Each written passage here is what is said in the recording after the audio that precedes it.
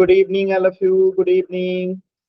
तो जैसा कि आप सभी बच्चों को पता है कि हम लोग क्लास 10th का विषय गणित और chapter 3 pair of linear equation in two variable, दो चर वाले रैखिक समीकरण युग्म जो है पढ़ाई कर रहे हैं। और इस चैप्टर में हमने लास्ट क्लास में पढ़ा था दो चर वाले रैखिक समीकरण को पहचानना सीखा, linear equation in two variable. तो जैसे यहाँ पे एक क्वेश्चन है, आपको पहचानना है कि इसमें से कौन जो है दो चर वाला लीनियर इक्वेशन है, रैखिक समीकरण है। सभी बच्चों को पोल सेक्शन में आंसर करना है। यहाँ पे एक क्वेश्चन है और आप सभी को पहचानना है कि इनमें से कौन जो है दो चर वाला रैखिक समीकरण है।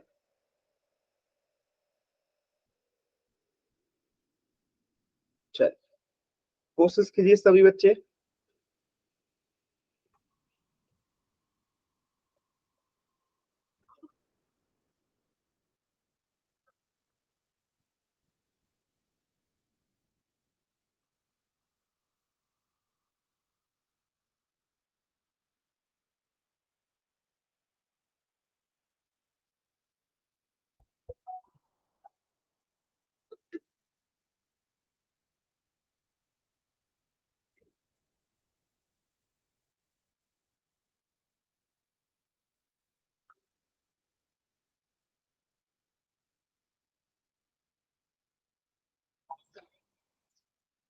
कोशिश कीजिए सभी बच्चे, कोशिश कीजिए।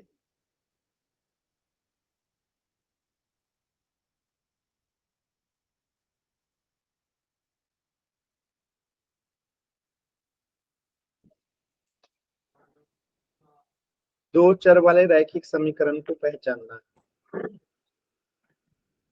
वेरी गुड, कोशिश कीजिए। एकदम सही उत्तर आ रहा है सभी बच्चों का।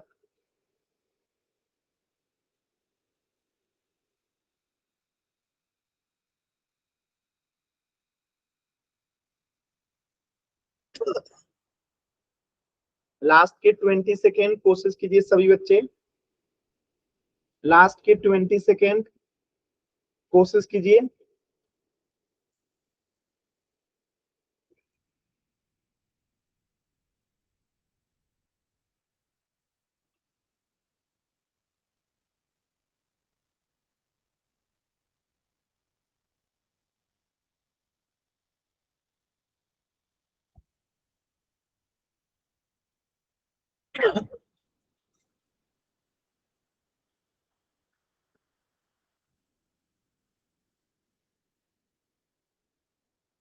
लास्ट के 10 सेकेंड।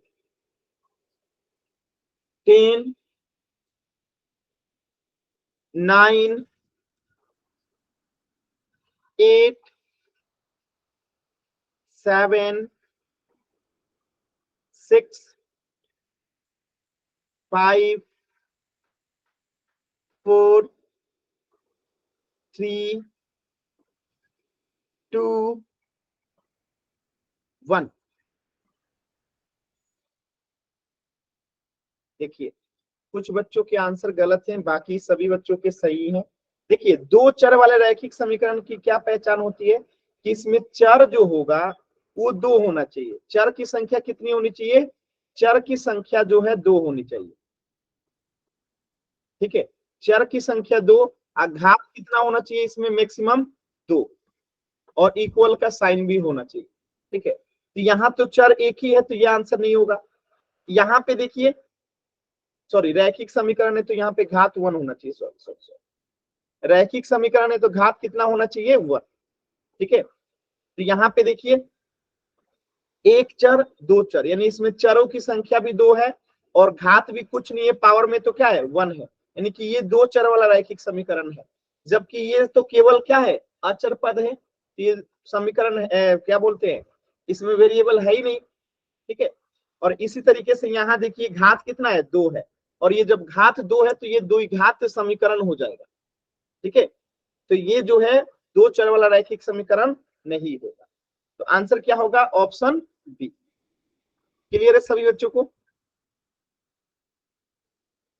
एक बार जल्दी से वाई टाइप कर दीजिए, डाउट है तो एन टाइप कीजिए।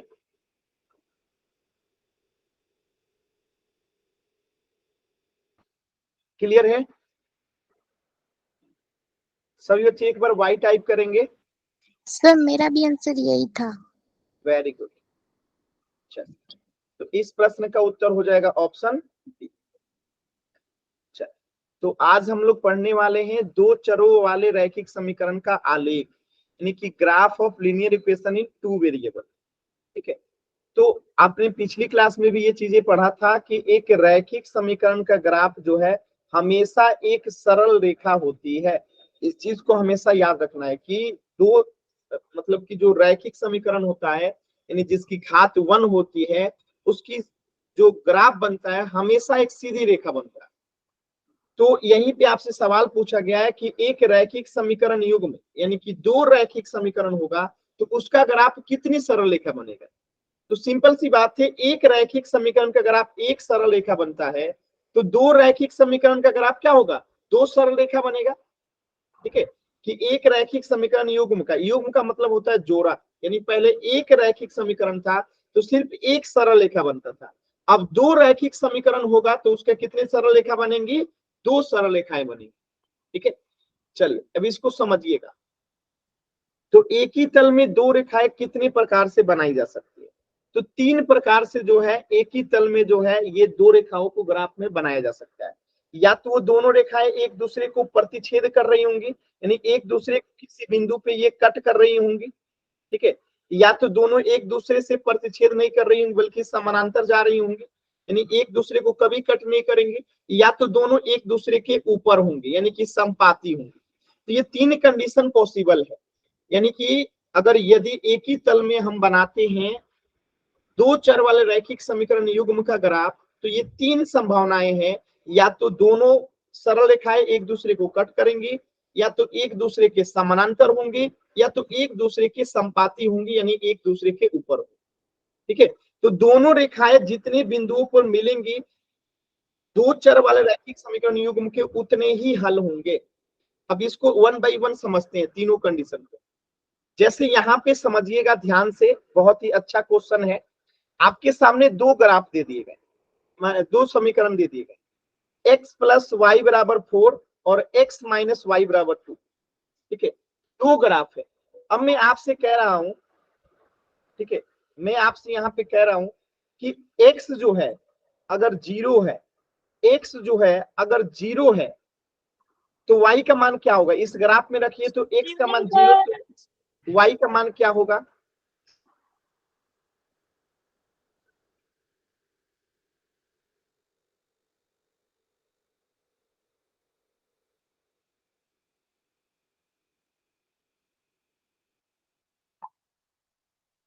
बताइएगा।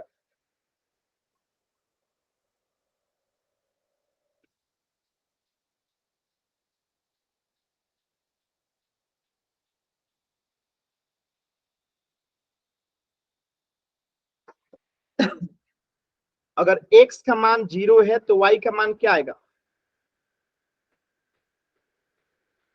बताइए, कोशिश कीजिए सभी बच्चे।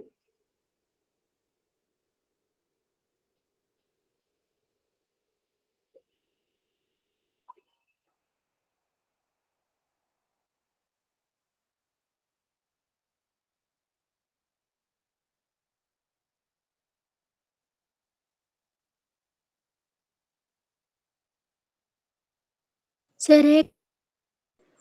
सर 4। देखिए, ये रहा हमारा समीकरण x प्लस वाई बराबर 4। मैंने कहा कि अगर हम यहाँ x को जीरो ले लेंगे तो y बराबर कितना हो जाएगा, यहाँ से y बराबर कितना हो जाएगा, 4। क्लियर है सभी बच्चों को। अब मैं आपसे कह रहा हूं कि y को अगर हम जीरो ले लें तो x का मान कितना आएगा, कोशिश कीजिए। तो x प्लस वाई में बराबर 4 में अगर हम y को जीरो ले लें तो x का मान कितना आएगा, बताइए।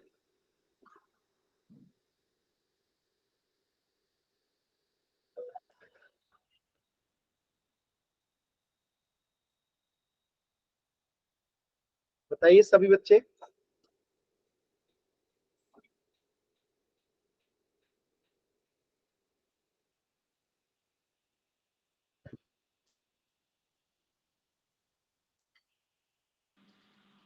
सर 4।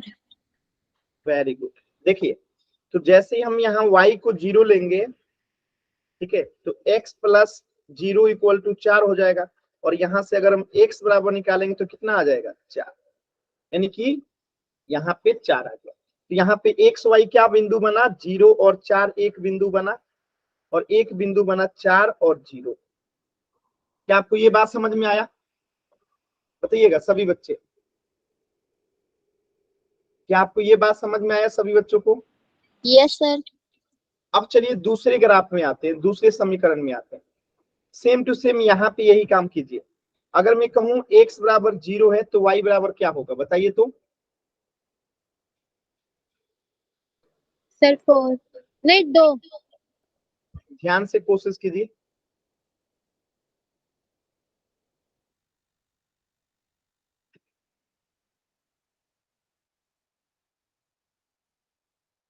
चलिए ये पहला वाला समीकरण में मिटा देता हूं, पहला वाला समीकरण मिटा देता हूं। दूसरा समीकरण को यहाँ लिखते हैं। x minus Y equal to 2 है, और मैंने कहा कि अगर x का मान हम यहाँ पे 0 ले लेंगे तो y बराबर क्या आएगा? तो y अगर इधर जाएगा, ठीक है, और 2 इधर आएगा तो क्या हो जाएगा? y बराबर -2 हो जाएगा। बात समझ में आया? y बराबर क्या हो जाएगा? -2 हो जाएगा। अब अगर मैं आपसे कहूं कि y बराबर 0 है तो x बराबर क्या होगा? बताइए सभी बच्चे।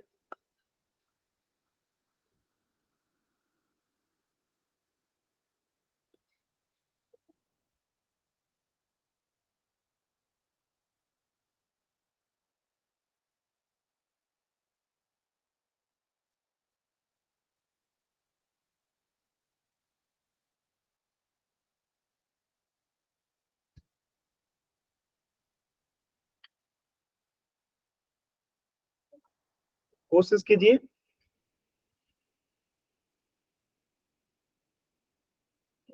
अब मैं आपसे कह रहा हूं कि इसी समीकरण में x minus Y equal to 2 में अगर y 0 हो जाए तो x बराबर क्या होगा? तो x बराबर 2 होगा। होगा? सभी बच्चे बताइए, होगा? क्लियर है इतनी बातें? तो यहाँ पे कौन सा बिंदु निकल के आ जाएगा? यहाँ पे एक बिंदु बनेगा 0 और -2, और यहाँ पे एक बिंदु बनेगा 2 और 0। यानी हमारे पास अब दोनों समीकरण के लिए जो है, दो चर वाले रैखिक समीकरण युग्म के लिए जो है 4 बिंदु है। तो इसको नाम दे देते हैं बिंदु ए, इसका नाम दे देते हैं बिंदु बी, और इसका नाम दे देते हैं बिंदु सी, और इसका नाम दे देते हैं बिंदु सी डी। अब चलिए खींचते हैं। पहले हम समीकरण, इस समीकरण का ग्राफ खींचते हैं। तो यहाँ पे x 0 है और y 4 है, ठीक है। तो यहाँ पे कहीं जो होगा वो 0 और 4 बिंदु बन रहा होगा, क्योंकि इस बिंदु पे x 0 है और y 4 है। तो ये बिंदु a को दिखा रहा है, ठीक है। ये कौन से बिंदु को दिखा रहा है? बिंदु a को दिखा रहा है, क्योंकि यहाँ पे x 0 है और y 4 है। और यहाँ पे कहीं अगर आप ध्यान से देखेंगे तो यहाँ पे बिंदु B होगा, क्योंकि x यहाँ पे 4 है और y 0 है। अब जब इन दोनों बिंदु को मिला देंगे तो कौन सा ग्राफ बन जाएगा? आपका ग्राफ बन जाएगा x प्लस वाई का। तो ये बन गया x प्लस वाई का ग्राफ, ठीक है। अब हम देखिए क्या करेंगे, अब हम लोग इसका ग्राफ खींचेंगे, C और D का खींचेंगे। चलिए, तो C में क्या है? 0 और -2 है, यानी कि y -2। तो y -2 तो यहाँ रहेगा, और x 0 इसी पे रहेगा। तो ये हो गया आपका बिंदु डी, ये बिंदु डी हो गया, क्योंकि यहाँ पे जो है आपका क्या है? x 0 है और y -2 है, ठीक है। तो ये बिंदु 0 2 हो गया, -2, और एक है 2 और 0, यानी कि x जो है कितना होना चाहिए? 2 होना चाहिए। x जो है कितना होना चाहिए? 2 होना चाहिए। और y जो है 0 होना चाहिए, ठीक है। y कितना होना चाहिए? 0 होना चाहिए। बताइएगा ये कहाँ खिंचाएगा? बताइए सभी बच्चे, कोशिश कीजिए, कोशिश कीजिए सभी बच्चे। तो यहाँ पे ये जो बिंदु होगा कहीं ना कहीं यहाँ पे, तो ये क्या बन रहा होगा, दो यहाँ पे x है और y जो है यहाँ पे 0 है, तो यहाँ पे बिंदु जो है D बन रहा होगा। और यहाँ पे तो ये C बिंदु है ना जी, ये C बिंदु है। अब इनको मिला देंगे तो हमें दूसरा ग्राफ मिल जाएगा। मिला दीजिए इन दोनों बिंदु को, मिला दिए, क्लियर है। तो ये दो बिंदुओं क्या हो गया, एक दूसरे को प्रतिच्छेद कर रही है, और जहां पे ये प्रतिच्छेद कर रही हैं ये बिंदु जो है इन दोनों का क्या होगा, मूल होगा। क्लियर है। और ये बिंदु है कितना, तो ये बिंदु है यहाँ पे देखिए x3 है और y1 है, तो बिंदु कितना बनेगा, 3 और 1 बनेगा। यानी कि ये बिंदु जो होगा क्या होगा, इस दो चर वाले रैखिक समीकरण युग्म का जो है हल होगा। बताइए सभी बच्चे, ग्राफ कैसे खींचना है, क्लियर है? Yes sir. सभी बच्चों को ये बात क्लियर है? देखिए यस सर। यही चीज यहाँ पे भी किया गया है। देखिए यहाँ पे बिंदु ए ले लिया गया 4 और 0, 4 और 0, और यहाँ पे बिंदु बी ले लिया गया 0 और 4, और यहाँ पे बिंदु इसको सी ले लिया गया 0 और -2, और यहाँ पे बिंदु 2 और 0 ले लिया गया। तो इन दोनों को मिला दिए तो ये रेड लाइन मिला, और इसको मिला दिए तो ये वाला लाइन मिला। यानी कि दोनों समीकरण के ग्राफ एक दूसरे को जिस बिंदु पे कट करते हैं वही उस समीकरण का क्या होता है, हल होता है। यहाँ पे देखिए लिखा भी गया है कि क्या कोई बिंदु है जो दोनों समीकरणों का हल है, तो आप यहाँ बताएंगे कि ऐसा बिंदु है जो दोनों रेखाओं पे स्थित है, तो आप कहेंगे कि जी हाँ 3 और 1, ये जो बिंदु है 3 और 1 दिए गए समीकरण युग्म का क्या है, हल है। क्या आपको बातें समझ में आई सभी बच्चों को? Yes sir. तो यहाँ से एक चीज और निष्कर्ष निकलता है कि जब दोनों रेखाएं यानी ग्राफ जो है एक दूसरे को क्या करे, प्रतिच्छेद करता है, जब दोनों ग्राफ यानी कि जब दो समीकरणों के ग्राफ आलेख जो है एक दूसरे को प्रतिच्छेद करता है, तो उसके सिर्फ एक ही मूल होता है, एक ही हल होता है। जैसे यहाँ पे 3 और 1 एक ही मूल है ना, तो जब भी ग्राफ एक दूसरे को प्रतिच्छेद करेगा यानी उसकी मूल की संख्या कितनी होगी, 1 होगी, जहां पे वो प्रतिच्छेद करेगा। अब देखिए एक दूसरा एग्जाम्पल लीजिए यहाँ पे, तो ये तो समझ गए कि क्या ये दोनों रेखाएं 3 1 के अतिरिक्त किसी और बिंदु पे मिल सकती है, तो आप कहेंगे कि नहीं, ये हमेशा इधर बढ़ते जाएगा, ये इधर, यानी एक दूसरे के अलावा या इसके अलावा कहीं नहीं मिलेगी। ठीक है, तो यहाँ लिखेंगे कि नहीं, ये प्रतिच्छेदी रेखाएं हैं, ये केवल एक ही बिंदु पे मिलेंगी, अतः दिए गए समीकरण युग्म का केवल एक ही हल होगा। तो जब भी ग्राफ एक दूसरे को प्रतिच्छेद करेंगे तो उसका मूल की संख्या कितनी होगी, सिर्फ एक होगी, यानी उसके हल कितने होंगे, सिर्फ एक होंगे। अब देखिए एक दूसरा क्वेश्चन आ गया सेम टू सेम।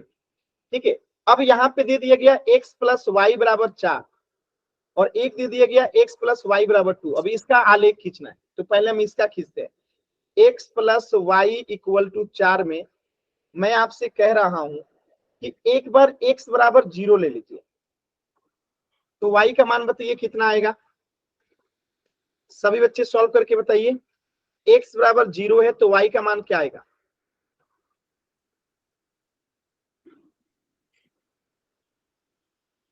सभी बच्चे कोशिश कीजिए।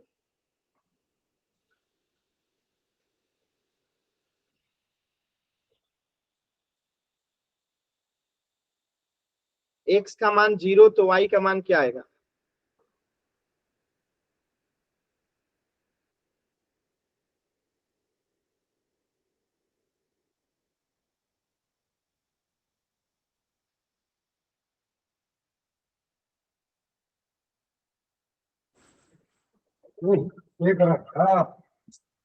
माइक म्यूट कीजिए अपना।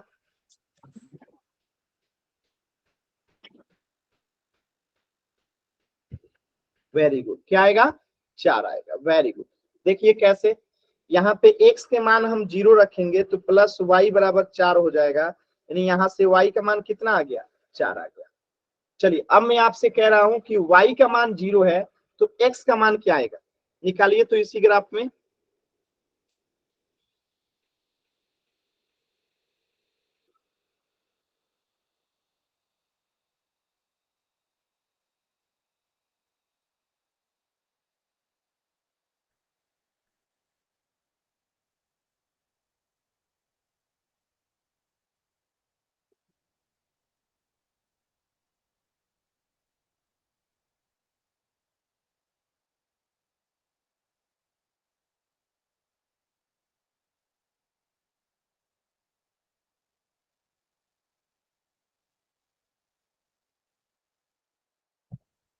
कोशिश कीजिए, अगर y का मान 0 है तो x का मान क्या आएगा?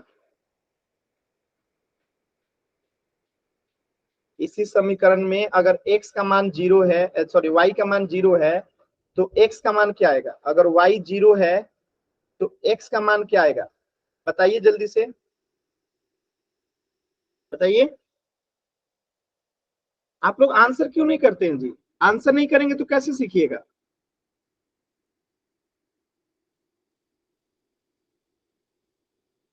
क्या आएगा? 4। Very good. यहाँ पे दो बिंदु बना, एक 0 और 4, और एक बिंदु बना 4 और 0। ठीक है, इसका नाम रख देते हैं हम लोग, इसका नाम रख देते हैं बिंदु ए, और इसका नाम रख देते हैं बिंदु बी। चलिए अब दूसरे समीकरण में आते हैं, इसको मिटा देता हूं। चलिए दूसरा समीकरण कितना है? x प्लस वाई बराबर 2, x प्लस वाई बराबर 2। अब मैं कह रहा हूं कि इस समीकरण में x बराबर अगर हम 0 लेते हैं तो y बराबर क्या आएगा? x बराबर 0 तो y बराबर क्या आएगा? बताइए सभी बच्चे, क्या आएगा? x बराबर 0 तो y बराबर -2।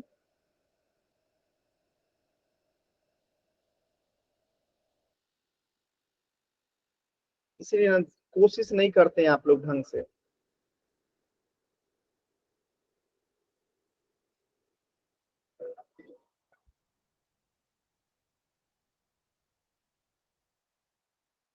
दो आएगा, क्या आएगा?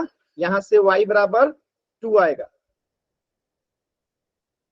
और y बराबर 0 है तो x बराबर क्या आएगा?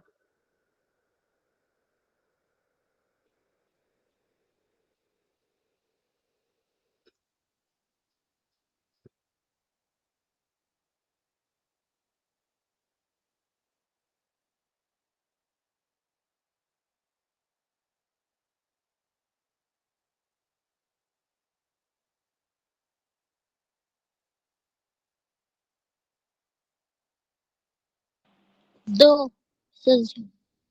देखिए, निकालिए इसको यहाँ पे। अब यहाँ पे y बराबर अगर हम 0 कर देते हैं तो x बराबर यहाँ से क्या आ गया? यानी कि यहाँ बिंदु बना 0 और 2, 2 और 0। अब इसको ग्राफ पे उतार दीजिए हम लोग। यहाँ पे ये बिंदु C हो गया और इसे हमने बिंदु D ले लिया। अब इसको चलिए ग्राफ पे निकालते हैं, हम लोग ग्राफ पे खींचते हैं। चलिए, तो बिंदु 0 और 4 यानी x 0 और y 4, यहाँ पे कहीं होगा बिंदु 0 और 4 होगा, क्योंकि यहाँ पे क्या है? y 4 है और x 0 है। और बिंदु B जो है यहाँ पे क्या होगा? x 4 है और y 0 है, तो यहाँ पे बिंदु B हो गया। अब इसको मिला दीजिए तो आपको पहले वाला ग्राफ मिल जाएगा। ये आपका बन गया इस समीकरण का ग्राफ, इस समीकरण का ग्राफ हो गया। अब हम इस समीकरण का ग्राफ खींचेंगे, इसका। चलिए अब इसका खींचिए, तो यहाँ पे बिंदु है 0 और 2, यानी कि x 0 और y 2, तो यहाँ पे कहीं जब होगा बिंदु C होगा, यहाँ पे y 2 है और x 0 है, और एक है 2 और 0, यानी यहाँ पे x 2 है और y 0 है, तो ये बिंदु D को दिखा रहा होगा 2 और 0। अब इन दोनों को मिला दीजिएगा तो ग्राफ दूसरे समीकरण का भी बन जाएगा। अब इसको अगर ध्यान से देखिएगा तो ये दोनों रेखाएं एक दूसरे के क्या है? समानांतर है। ये दोनों एक दूसरे के क्या है? समानांतर है। तो इसका क्या मतलब है बताइएगा? ये दोनों क्या एक दूसरे को कभी कट करेंगी? ये दोनों रेखाएं एक दूसरे को कभी प्रतिच्छेद करेंगी? यस और नो? क्या ये दोनों रेखाएं कभी एक दूसरे को प्रतिच्छेद करेंगी? नहीं करेंगी। क्यों? क्योंकि ये समानांतर है, तो ये एक दूसरे को कभी प्रतिच्छेद नहीं करेंगे। तो इसका मूल क्या होगा? देखिए यहाँ पे लिखा गया, ये ग्राफ जो आपका बन के आया दोनों का, यहाँ पे लिखा गया, पूछा जा रहा है कि क्या कोई ऐसा बिंदु है जो दोनों समीकरणों का हल है? तो जब ये दोनों एक दूसरे को प्रतिच्छेद ही नहीं कर रही है, यानी कि इसका कोई हल नहीं है, तो लिखेंगे यहाँ पे कि नहीं, ये समानांतर रेखा है, ये एक भी बिंदु पे नहीं मिलेंगी, अतः दिए गए समीकरण युग्म का एक भी हल नहीं है, यानी इसका एक भी हल नहीं होगा, जीरो सॉल्यूशन होगा। ठीक है, क्योंकि ये एक दूसरे को कहीं प्रतिच्छेद नहीं कर रहा। ठीक है, अब देखिए एक तीसरे टाइप का क्वेश्चन आता है, एक और क्वेश्चन आ गया, ध्यान से देखिए। अभी की बार समीकरण है x प्लस वाई बराबर 4, और मैं आपसे कह रहा हूं कि x बराबर 0 है तो y बराबर क्या होगा, बताइएगा। x बराबर 0 है तो y बराबर क्या होगा?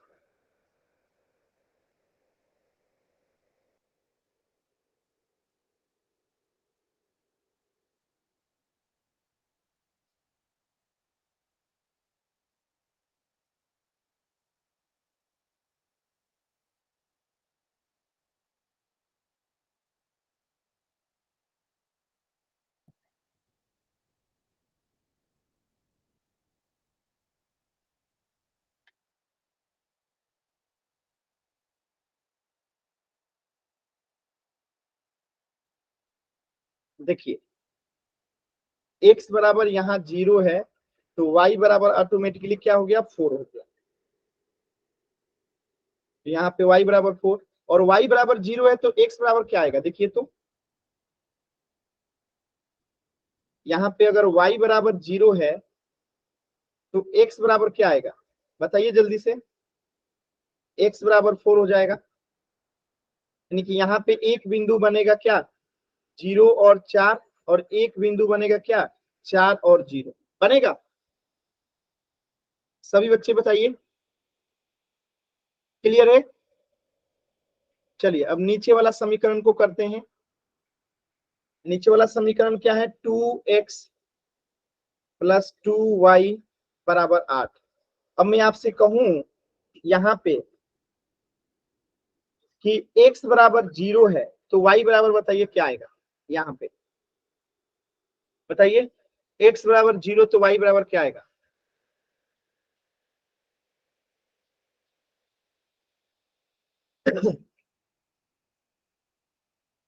थोड़ा ध्यान से कीजिए, 8 आएगा। थोड़ा ढंग से हल कीजिए, आप लोग कोशिश भी नहीं करते हैं, तुक्का मारते हैं। 8 कैसे आएगा?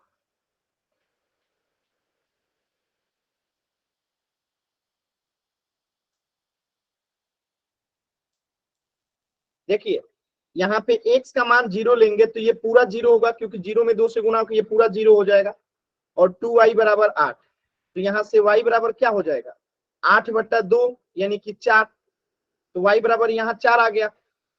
यहाँ पे बिंदु क्या बनेगा, 0 और 4। चलिए अगर y बराबर 0 होगा तो x का मान क्या होगा, बताइए तो, निकाल के बताइए।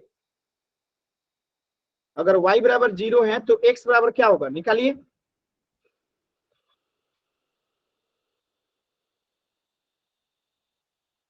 Very good. तो ये अगर यहाँ y 0 होगा तो ये पूरा 0 हो जाएगा। तो 2x प्लस 0 बराबर 8, तो यहाँ से x बराबर क्या हो जाएगा, 8/2, यानी कि x बराबर हो गया यहाँ पे भी 4। तो यहाँ पे एक बिंदु हो गया 4 और 0। तो अब यहाँ पे ध्यान से अगर देखिएगा, यहाँ पे अगर आप ध्यान से देखिएगा तो आपको एक चीज दिखाई देगा कि बिंदु ए भी 0 4 है और बिंदु सी भी 0 4 है, बिंदु बी भी 4 0 है और बिंदु डी भी 4 0 है, यानी कि ये दोनों रेखाएं एक दूसरे के ऊपर ही होंगी। तो देखिए कैसे करेंगे, ध्यान से समझिएगा। यहाँ पे x 0 और y 4 होना चाहिए, तो यहाँ पे कहीं जो होगा x 0 और y 4 बनेगा। ठीक है, और यहाँ पे बिंदु B बनेगा जहां पे x 0 4 और y 0 होगा। अब इन दोनों को हम लोग मिला देते हैं। देखिए तो ये पहले वाले समीकरण का तो ग्राफ हम लोग हो गए। अब दूसरे वाले समीकरण का भी सेम टू सेम यही बनेगा, तो दूसरे वाले समीकरण का भी ग्राफ इसी पे खींच देंगे। दूसरे वाले समीकरण का भी ग्राफ क्या होगा, इसी पे बनेगा। तो यहाँ पे क्या हो गया, अब अगर आप ध्यान से देखेंगे तो ऐसा कौन सा बिंदु है जो कि दोनों रेखाओं की माने प्रतिच्छेद कर रही है, तो आप देखेंगे कि ये प्रत्येक बिंदु पे एक दूसरे को प्रतिच्छेद कर रही है, क्योंकि दोनों रेखाएं एक दूसरे के ऊपर ही है। तो ये प्रत्येक बिंदु पे एक दूसरे को प्रतिच्छेद कर रही है, यानी कि इसके कितने हल होंगे, इसके अनेक हल हो जाएंगे। क्योंकि ये संपाती रेखाएं एक दूसरे के ऊपर है। रेखा एक दूसरे के ऊपर होती है मतलब कि क्या है, ये एक दूसरे को हर बिंदु पे प्रतिच्छेद कर रही है। क्लियर ये बात? क्या ये बात समझ में आया सभी बच्चों को? देखिए यहाँ पे ये चीज बनाया गया है। देखिए यहाँ पे दोनों रेखाएं एक रेखा के ऊपर ही है, तो इसका मतलब क्या है कि इसमें से अगर आपसे कोई पूछे कि क्या ऐसा कोई बिंदु है जो दोनों समीकरणों का हल है, तो आप कहेंगे कि यस। ठीक है, दोनों रेखाएं संपाती हैं जो अनेक बिंदुओं पे मिल रही हैं, यानी कि प्रत्येक बिंदु पे एक दूसरे से मिल रही हैं। तो दिए गए समीकरण युग्मों के कितने हल होंगे? अनगिनत हल होंगे, क्योंकि प्रत्येक बिंदु पे ये एक दूसरे को प्रतिच्छेद कर रही है। क्लियर है? Yes sir. कोई डाउट किसी बच्चे को?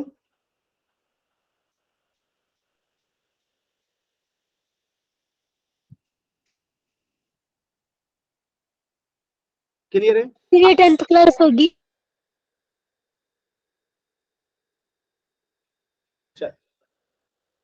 अब देखिए दो चीजें आपने पढ़ा, इसको एक बार रिवाइज करते हैं।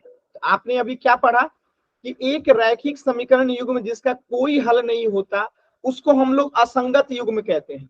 और असंगत युग्म किस में होगा? जब ग्राफ केवल समानांतर रेखा होता है, यानी ग्राफ जब समानांतर रेखा बनेगा तभी वो असंगत होगा, क्योंकि इसी में कोई हल नहीं होता है।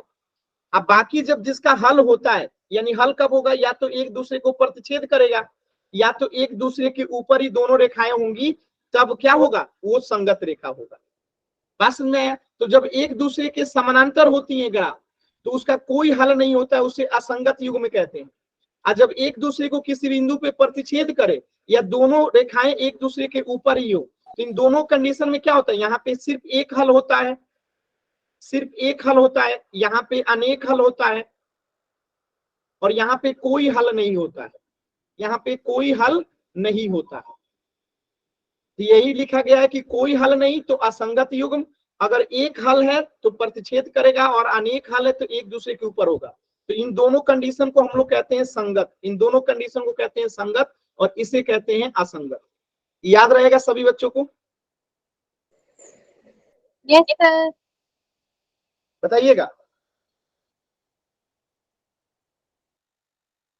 चलिए देखिए यही तीनों कंडीशन मैंने आपको बताया कि जब एक दूसरे को ये प्रतिच्छेद करेंगी, प्रतिच्छेदी रेखाएं हैं, तो केवल एक हल होगा। एक हल क्यों होगा? केवल एक ही बिंदु पे ये एक दूसरे को प्रतिच्छेद कर रही है। तो जब भी ग्राफ में एक दूसरे को प्रतिच्छेद करेगा तो उसका हमेशा एक ही हल होगा, और उसे हम संगत युग्म कहेंगे। ठीक है, आज जब ये एक दूसरे के पैरेलल होंगे यानी कि समानांतर होंगे, तो उसका कोई हल नहीं होगा, क्योंकि एक दूसरे को एक बार भी प्रतिच्छेद नहीं कर रहा है। और जब एक दूसरे को एक बार भी प्रतिच्छेद नहीं करेगा यानी इसका कोई हल नहीं होगा, और इसे ही केवल असंगत कहते हैं। तो असंगत का सिर्फ एक ही कंडीशन होता है, समानांतर रेखा। याद रखिएगा, असंगत का सिर्फ एक ही कंडीशन कि वो समानांतर होता है, जबकि संगत के दो कंडीशन है। देखिए यहाँ पे एक, जब दोनों रेखाएं एक दूसरे के ऊपर हो तो इसके अनेक हल होते हैं, क्योंकि ये प्रत्येक बिंदु पे एक दूसरे को कट कर रही हैं, और ये संपाती रेखाएं यानी एक दूसरे के ऊपर है। तो ये तीनों कंडीशन आपको याद हुआ? बताइए, क्या ये तीनों कंडीशन आपको याद हुआ?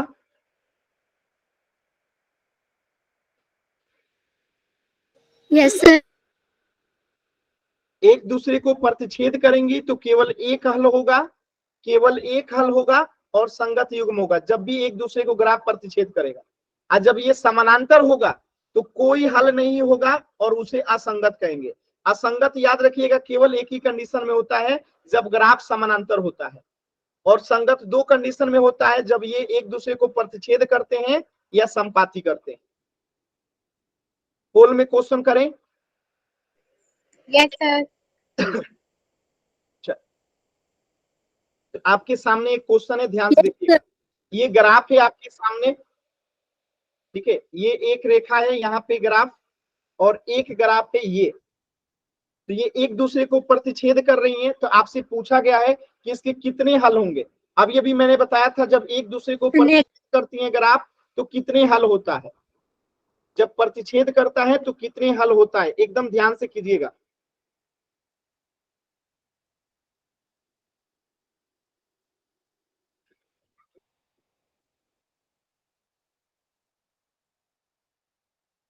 यहाँ पे देख लीजिए, एक दूसरे को प्रतिच्छेद कर रहा है, संगत युग्म है, केवल एक हल।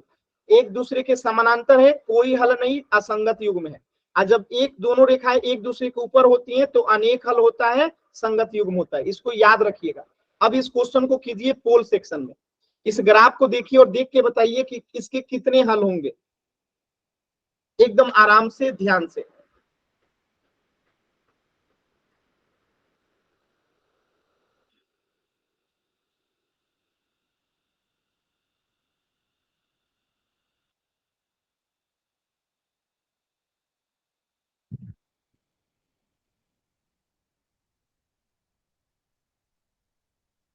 कोशिश कीजिए सभी बच्चे।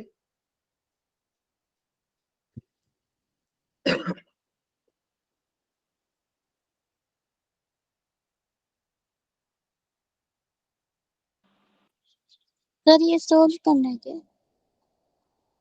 पोल सेक्शन में आंसर करना है, कीजिए।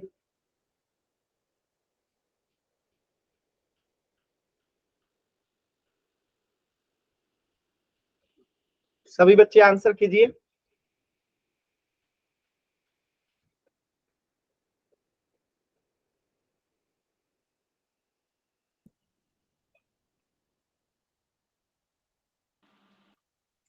सर जी प्रतिच्छेद बताना है क्या? पोल सेक्शन में आंसर करना है, बार बार माइक ऑन मत कीजिए।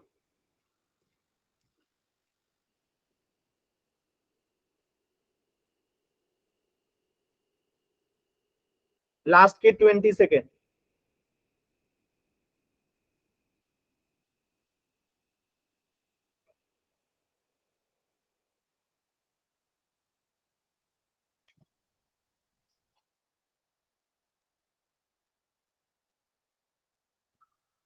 लास्ट के 10 सेकेंड। 10, 9, 8, 7, 6, 5, 4, 3, 2, 1। सर पोल सेक्शन नहीं आ रहा। चल, ध्यान से देखिएगा यहाँ पे कैसे करेंगे। अभी अभी मैंने आपको बताया था कि जब भी ग्राफ एक दूसरे को प्रतिच्छेद करता है तो केवल एक हल होता है। और यहाँ पे भी ग्राफ देखिए एक दूसरे को यहाँ पे प्रतिच्छेद किया है तो केवल कितने हल होंगे, एक हल होंगे। क्लियर है सभी बच्चों को? जब भी ग्राफ एक दूसरे को प्रतिच्छेद करेगा एक हल होगा। और जब ग्राफ एक दूसरे को प्रतिच्छेद नहीं करता है तो इसी को क्या कहते हैं, असंगत युग्म कहते हैं। क्या कहते हैं, असंगत। जब भी ग्राफ इस टाइप का बनेगा यानी एक दूसरे को प्रतिच्छेद नहीं करेगा तो उसे असंगत कहेंगे। और जब इस टाइप का होगा या इस टाइप का होगा तो उसे संगत कहते हैं। देखिए, तो संगत के दो युग्म होते हैं लेकिन असंगत के सिर्फ एक ही होता है। जब ये एक दूसरे के समानांतर होता है तो ये असंगत होता है, इसमें कोई हल नहीं होता है। चल, तो इस प्रश्न का उत्तर हो जाएगा ऑप्शन ए। सर मेरा भी एक था। चलिए इस प्रश्न का कीजिए, ये संगत है कि असंगत है?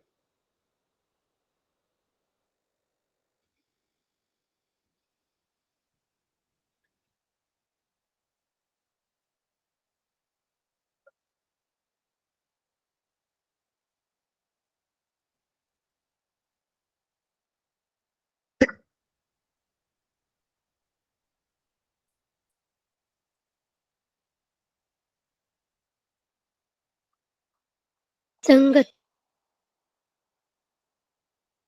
ये वही बच्चे हैं ना जो, मतलब बार बार कहता हूँ माइक ऑन करके आंसर नहीं करना है, मैं क्लास से बाहर कर दूंगा फिर कभी एंट्री नहीं मिलेगी।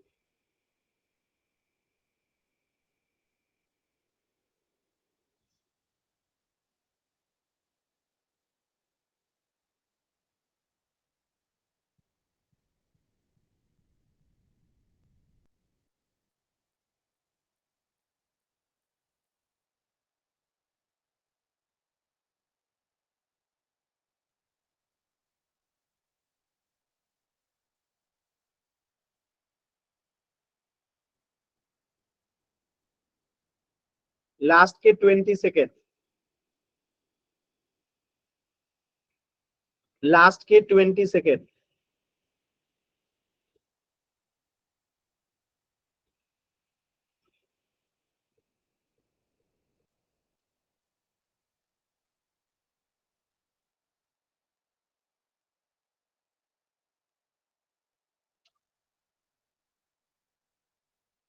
टेन, 9, 8, 7, 6, 5, 4, 3, 2, 1।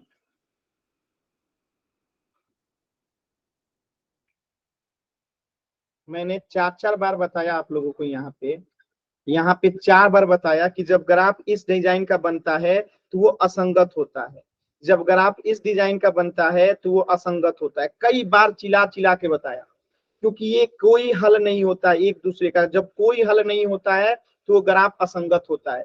संगत 2 कंडीशन में होता है, जब एक दूसरे को प्रतिच्छेद करे या एक दूसरे के ऊपर संपाती हो। एक कंडीशन हमेशा असंगत का होता है कि वो समानांतर होता है। और यहाँ पे आप देख सकते हैं कि ग्राफ में सीधे दिख रहा है कि ये क्या है, असंगत है, क्योंकि एक दूसरे के प्रतिच्छेद नहीं कर रहा है। तो इस प्रश्न का आंसर क्या होगा, ऑप्शन डी। क्लियर है? सर भी यही था। माइक ऑन नहीं करना है, मैं बार बार कह रहा हूं। क्लियर है सभी बच्चों को? एक बार जल्दी से वाई टाइप कीजिए।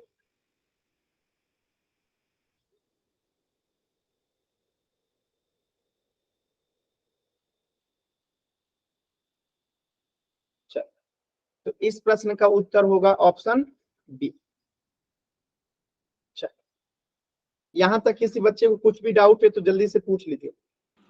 ना सर। मतलब आपको माइक ऑन करने की आदत हो गई है। क्लियर है यहां तक सभी बच्चों को? एक बार जल्दी से वाई टाइप कीजिए।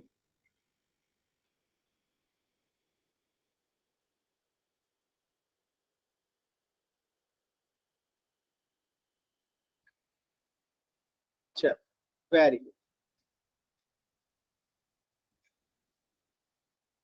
देखिए, अब अगला टॉपिक है, दो चर वाले रैखिक समीकरण युग्म का व्यापक रूप क्या होता है। दो चर वाले रैखिक समीकरण युग्म का व्यापक रूप, यानी कि general form of pair of linear equation in 2 variable. ध्यान से देखिए, देखिए यहाँ पे ये जो पहला है a1x plus b1y plus c1 equal to 0, ये एक रैखिक समीकरण युग्म है दो चर वाला। और a2x plus b2y plus c2 equal to 0, ये दूसरा रैखिक समीकरण जो है दो चर वाला है। यहाँ पे आप देखेंगे कि ये x और y क्या है, चर है, और ये c1 और c2 क्या है, अचर है। ठीक है, ध्यान रखिएगा, a1 b1 a2 b2 भी क्या है, अचर है। लेकिन ध्यान रखिएगा a1 और a2 कभी 0 नहीं हो सकता। ठीक है, अब देखिए, तो ये जनरल फॉर्म आपको हमेशा याद रखना है। ये जनरल फॉर्म जो आपके सामने लिखा गया है a1x plus b1y plus c1 equal to 0 और a2x plus b2y plus c2 equal to 0, ये जनरल फॉर्म हमेशा आपको जो है याद रखना है। ठीक है, कि दो चर वाले रैखिक समीकरण युग्म का जो है ये व्यापक रूप क्या होता है, a1x plus b1y plus c1 equal to 0, a2x plus b2y plus c2 equal to 0। Clear है इतनी बात? क्या इतनी बात क्लियर है आप लोगों को? ये याद रहेगा कि दो चर वाले रैखिक समीकरण युग्म का जो है व्यापक रूप क्या होता है। अब इसको एक एग्जाम्पल से समझते हैं, ध्यान से देखिएगा। तो देखिए, जैसे कि ये जो है दो चर वाला रैखिक समीकरण युग्म है और ये इसी फॉर्म पे है। ठीक है, ये इसी फॉर्म में है। क्लियर है? क्योंकि C1 यहाँ पे कुछ नहीं है तो क्या है, 0 है। यहाँ पे C2 कुछ नहीं है तो क्या है, 0। ठीक है, कोई दिक्कत नहीं है। तो ये क्या है, जनरल फॉर्म के रूप में। अब आपसे एक क्वेश्चन पूछ रहा है, सिंपल सा क्वेश्चन है, आपको मैं एक क्वेश्चन दे रहा हूं, आपको बताना है, ठीक है, कि वो जनरल फॉर्म में है कि नहीं है। जैसे अगर मैं एक क्वेश्चन पूछूं ऐसे, 5x + 3y + 5 = 0, 9x + 10y + z = 0। क्या ये दो चर वाले रैखिक समीकरण युग्म में है कि नहीं? यस और नो?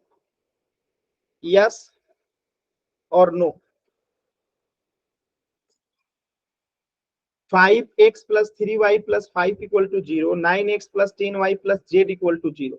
क्या ये दो चर वाले रैखिक समीकरण युग्म में है कि नहीं?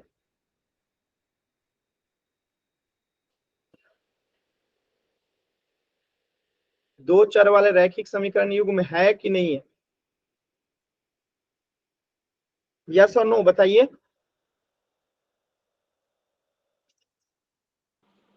यस। कैसे है बताइए, थोड़ा माइक ऑन करके कैसे है बताइए, बताइए माइक ऑन करके कैसे है। यहाँ पे क्लियर दिख रहा है आपको कि 1, 2 और 3 चर है, तो क्या ये दो चर वाला रैखिक समीकरण होगा? नहीं होगा। और जब ये दो चर वाला रैखिक समीकरण नहीं है तो ये दो चर वाला रैखिक समीकरण युग्म में कैसे होगा? एकदम नहीं होगा। बात समझ में आया? तो दो चर वाला रैखिक समीकरण युग्म में हमेशा याद रखिएगा कि दो चर वाला रैखिक समीकरण युग्म में ही, माने दोनों दो चर वाला रैखिक समीकरण ही होना चाहिए। जैसे कि ये दो चर वाला रैखिक समीकरण है, लेकिन क्या ये दो चर वाला रैखिक समीकरण है? नहीं है। जब दोनों दो चर वाला रैखिक समीकरण होता है तभी उसे दो चर वाला रैखिक समीकरण युग्म कहते हैं। यहाँ पे इसमें तीन चर है तो ये दो चर वाला रैखिक समीकरण युग्म नहीं है। ये वाला है तो युग्म का मतलब क्या होता है? दोनों होना चाहिए।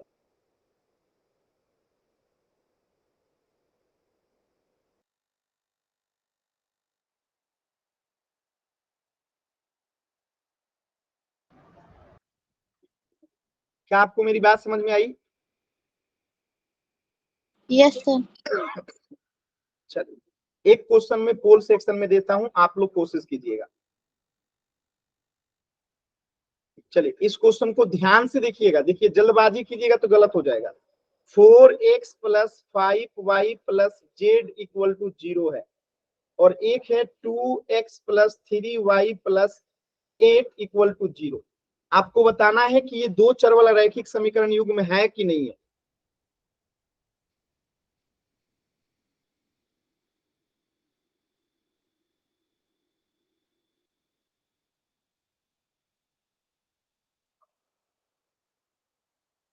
चलिए कोशिश कीजिए सभी बच्चे।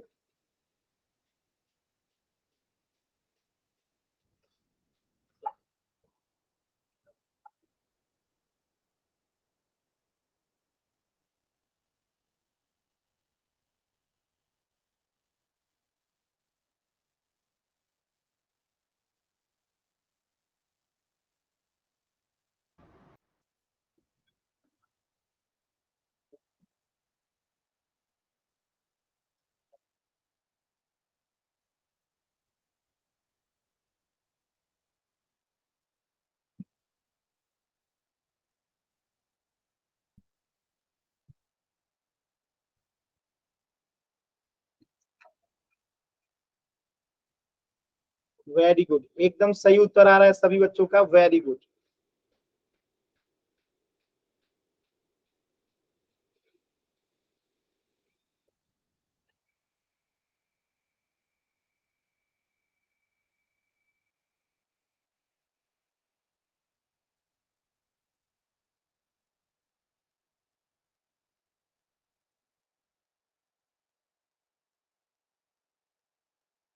कोशिश कीजिए, सभी बच्चे आंसर करेंगे। जो बच्चे आंसर किए हैं एकदम सही आंसर है।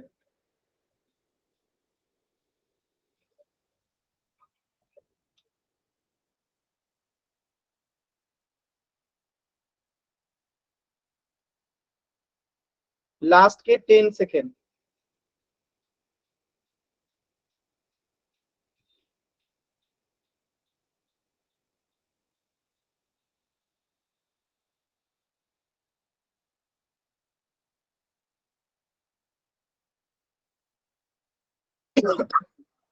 लास्ट के 10 सेकेंड।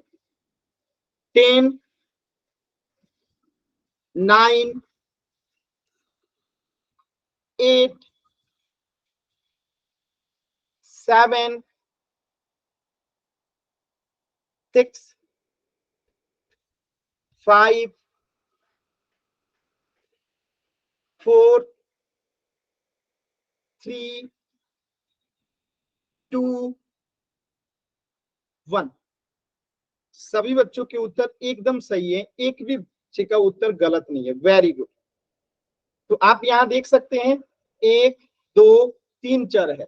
जब ये 2 चर वाला रैखिक समीकरण नहीं है तो ये 2 चर वाला रैखिक समीकरण युग्म भी नहीं होगा, क्योंकि जब ये 2 चर वाला रैखिक समीकरण होता तब तो 2 चर वाला रैखिक समीकरण युग्म होता, यानी कि जोड़ा होता, तो नहीं है। आंसर क्या होगा? ऑप्शन। क्लियर है सभी बच्चों को? इस प्रश्न का उत्तर क्या हो जाएगा? ऑप्शन। ठीक है, यहां तक किसी भी बच्चे को कुछ भी डाउट है तो अभी आप लोग पूछ लीजिए। किसी भी बच्चे को कहीं से भी कुछ भी डाउट है पूछ लीजिए।